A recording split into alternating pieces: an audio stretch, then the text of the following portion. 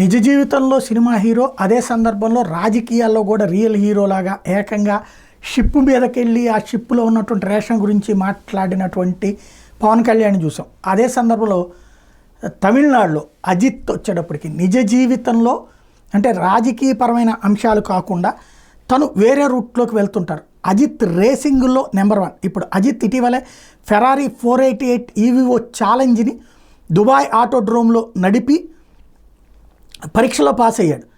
అదే సందర్భంలో దీంతో రేసింగ్లో అజిత్ ఇప్పుడు కొత్త అధ్యాయాన్ని ప్రారంభించాడు.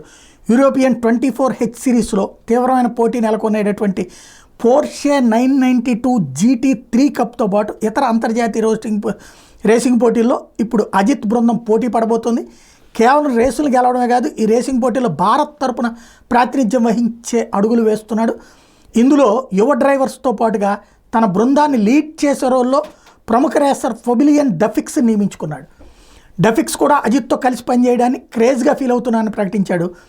మొత్తంగా అఫీషియల్ డ్రైవర్గా ఫాబియన్ డఫిక్స్ ముందు సీట్లో ఉంటే, లీడర్గా బ్యాక్ సీట్లో నుండి అజిత్ స్వయంగా లీడ్ చేయబోతున్నాడు.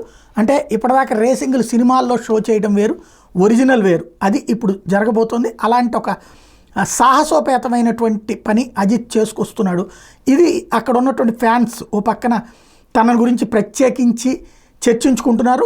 మాధవన్ అయితే నేను నీకు పూర్తిగా ఫ్యాన్ని, ఇంతవరకు ఎవడి వల్ల కాంది నువ్వు చేసి చూపెడుతున్నావు అని చెప్తున్నాడు.